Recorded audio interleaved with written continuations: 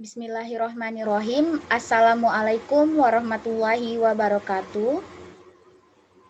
Waalaikumsalam warahmatullahi wabarakatuh. Sebelumnya, perkenalkan kami dari kelompok 9 akan menyampaikan presentasi hasil diskusi kami tentang pengelolaan keuangan mata kuliah pengelolaan pendidikan dengan dosen pengampu Bapak Dr. Daeng Ayub MPD dan Ibu Yuka Marlisda Aneila SPD MPD. Sebelumnya izinkan kami memperkenalkan diri, yaitu beranggotakan Elsie Gusmaini, Mutia Alamanda, Nurma Jumita Sari, dan saya sendiri Cynthia Aulia Putri.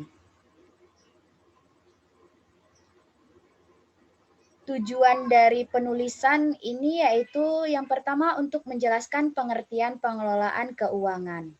Yang kedua menjelaskan bagaimana pengelolaan pendidikan.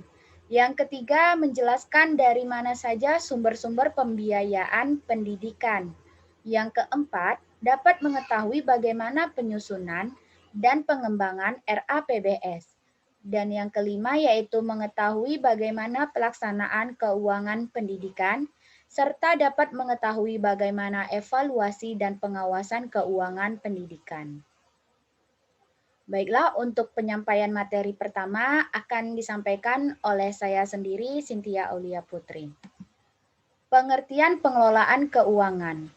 Pengelolaan keuangan adalah sumber daya yang diterima yang akan dipergunakan untuk penyelenggaraan pendidikan. Menurut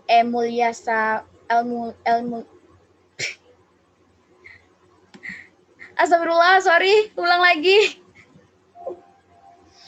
Astagfirullah. Kok Nurma? Punya Nurma yang dipin. Oke, nanti Cynthia pin satu-satu.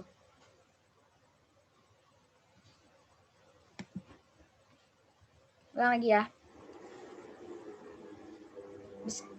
Bismillahirrahmanirrahim. Assalamualaikum warahmatullahi wabarakatuh. Waalaikumsalam warahmatullahi wabarakatuh. Perkenalkan, kami dari kelompok 9 akan menyampaikan hasil diskusi kami, yaitu tentang pengelolaan keuangan dengan mata kuliah pengelolaan pendidikan dan dosen pengampu Bapak Dr. Daeng Ayub MPD dan Ibu Yuka Marlisda Aneila SPD MPD. Sebelumnya izinkan kami memperkenalkan anggota kelompok kami yaitu Elsie Gusmaini, Mutia Alamanda, Nurma Jumita Sari, dan saya sendiri Cynthia Aulia Putri. Tujuan dari penulisan ini yaitu yang pertama untuk menjelaskan pengertian pengelolaan keuangan. Yang kedua menjelaskan bagaimana pengelolaan pendidikan. Yang ketiga yaitu menjelaskan dari mana saja sumber-sumber pembiayaan pendidikan.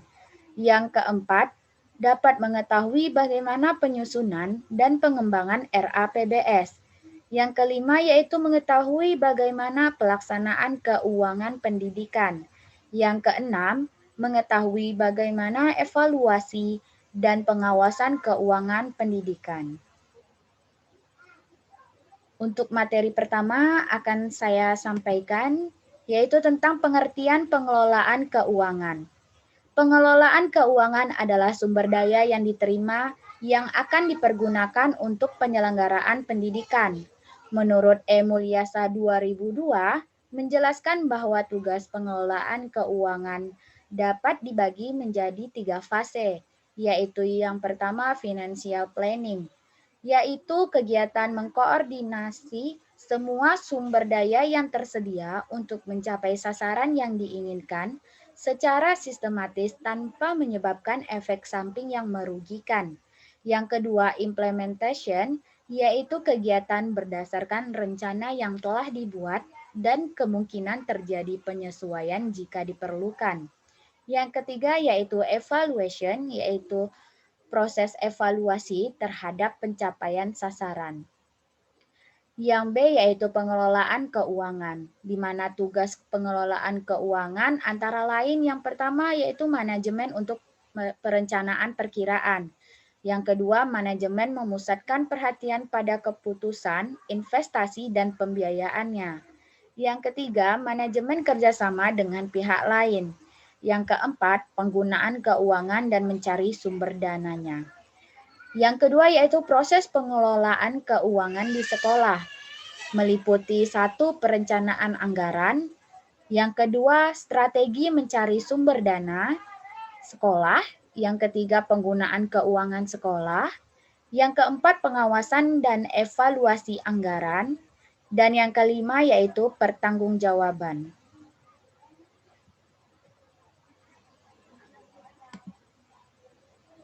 Selanjutnya akan dilanjutkan oleh teman saya. Dipersilahkan. Terima kasih kepada moderator. Baiklah, saya Nurma Jumitasari akan melanjutkan materi bagian C, yakni sumber-sumber pembiayaan sekolah. Yang pertama, ada dana dari pemerintah. Dana dari pemerintah melalui jalur anggaran rutin dalam daftar isian. Kegiatan DIK yang dialokasikan kepada semua sekolah untuk setiap tahun ajaran. Yang kedua, dana dari orang tua siswa.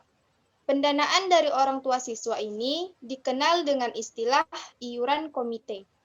Besarnya sumbangan dana yang harus dibayarkan oleh orang tua siswa ditentukan oleh rapat komite sekolah.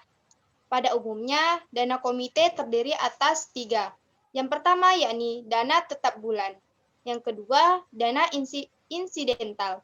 Dan yang ketiga, dana sukarela. Yang ketiga ada dana dari masyarakat. Biasanya dana ini merupakan sumbangan sukarela dari anggota masyarakat sekolah yang menaruh perhatian terhadap kegiatan pendidikan di suatu sekolah. Yang keempat, ada dana dari alumni. Bantuan dari para alumni untuk membantu peningkatan mutu sekolah tidak selalu dalam bentuk uang, misalnya buku-buku, alat, dan perlengkapan belajar. Yang kelima, dana dari peserta kegiatan. Biasanya dipungut dari para siswa ataupun anggota masyarakat yang menikmati pelayanan kegiatan pendidikan tambahan ataupun ekstrakurikuler seperti pelatihan komputer, kursus bahasa Inggris, atau keterampilan lainnya. Yang keenam, dana dari kegiatan wirausaha sekolah. Dana ini merupakan kumpulan hasil berbagai kegiatan wirausaha sekolah yang pengelolaannya dapat dilakukan oleh staf sekolah ataupun para siswa. Misalnya koperasi, kantin sekolah, bazar tahunan, wartel, usaha fotokopi, dan juga yang lain-lainnya. Baiklah, sekian dari saya moderator, saya kembalikan. Terima kasih.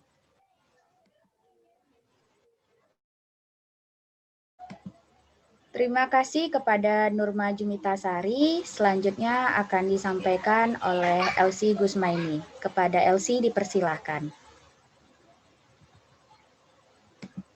Baik, terima kasih moderator. Baiklah, saya Elsie Gusmaini akan menjelaskan materi selanjutnya. D. Penyusunan dan pengembangan RAPBS. Yang pertama, landasan dasar penyusunan RAPBS atau madrasah. Setiap sekolah atau madrasah wajib menyusun RAPBS sebagaimana diamanatkan di dalam pasal 53 Peraturan Pemerintah Nomor 19 Tahun 2005 tentang Standar Nasional Pendidikan, yaitu rencana kerja tahunan hendaknya memuat rencana anggaran, pendapatan, dan belanja satuan pendidikan untuk masa kerja 1 tahun. Yang kedua, proses penyusunan RAPBS atau madrasah. Nah, secara rinci, langkah penyusunan RAPBS yaitu pertama, inventarisasi kegiatan untuk tahun yang akan datang. Yang kedua, inventarisasi sumber pembiayaan. Yang ketiga, penyusunan rencana kegiatan sekolah atau madrasah yang disingkat dengan RKS, yang lengkap berdasarkan poin A dan B. Yang terakhir, penyusunan RAPBS.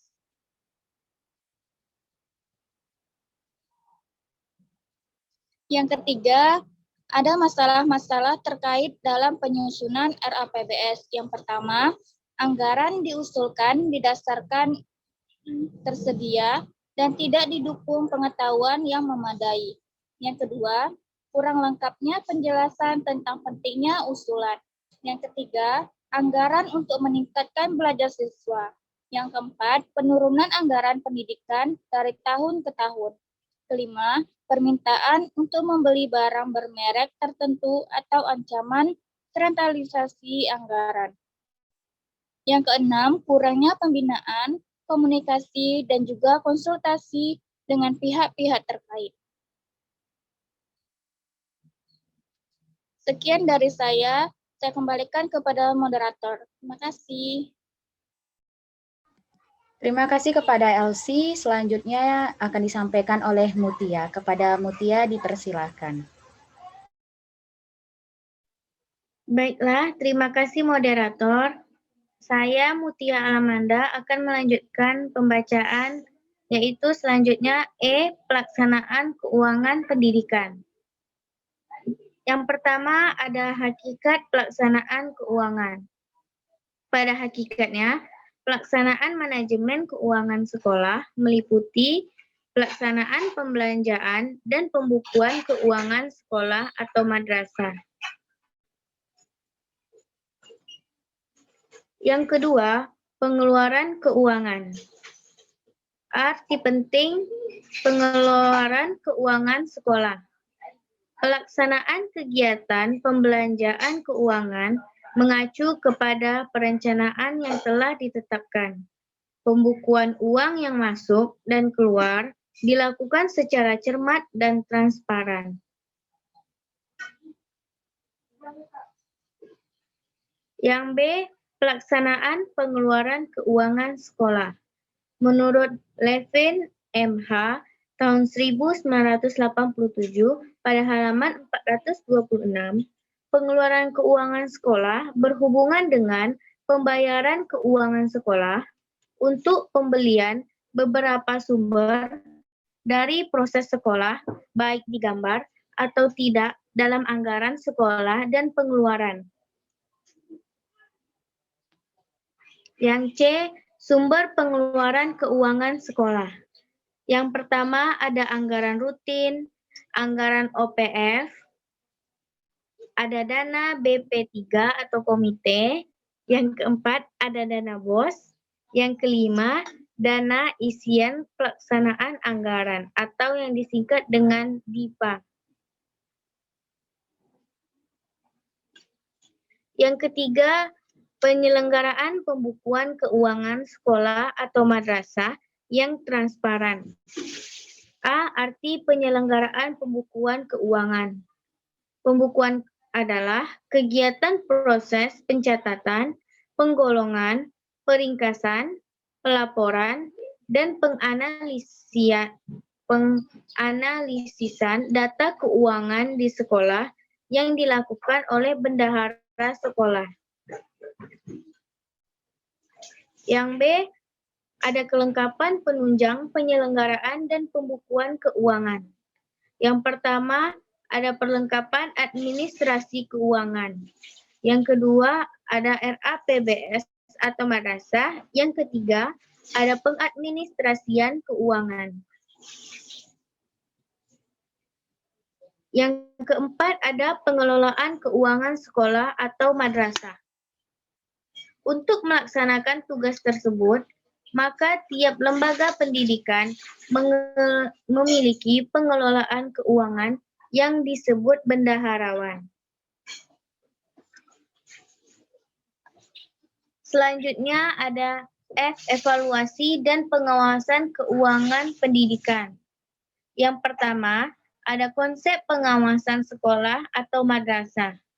Pengawasan diartikan sebagai proses kegiatan monitoring untuk meyakinkan bahwa semua kegiatan organisasi terlaksana seperti yang direncanakan dan sekaligus juga merupakan kegiatan untuk mengoreksi dan memperbaiki jika ditemukan adanya penyimpangan yang akan mengganggu pencapaian tujuan menurut Robbins tahun 1997. Yang kedua, ada maksud dan tujuan pengawasan keuangan sekolah. Adapun tujuan pengawasan keuangan yaitu menjaga dan untuk mendorong agar yang pertama, pelaksanaan anggaran dapat berjalan sesuai dengan rencana yang telah digariskan. Yang B, ada pelaksanaan anggaran sesuai dengan peraturan, instruksi, serta azas-azas yang telah ditentukan. Selanjutnya ada kesulitan dan kelemahan bekerja dapat dicegah dan ditanggulangi atau setidaknya dapat dikurangi. Dan D yang terakhir, pelaksanaan tugas berjalan efisien, efektif, dan tepat pada waktunya. 3. Sasaran dan jenis pengawasan. Sasaran pengawasan dapat dikelompokkan berdasarkan dimensi. Yang pertama ada dimensi kuantitatif, yang kedua dimensi kualitatif, yang ketiga dimensi fungsional, dan yang keempat ada dimensi efisiensi. Baiklah, sekian dari saya kembalikan kepada moderator. Terima kasih. Terima kasih kepada Mutia Alamanda atas penyampaian materinya. Demikianlah hasil presentasi yang dapat kami sajikan.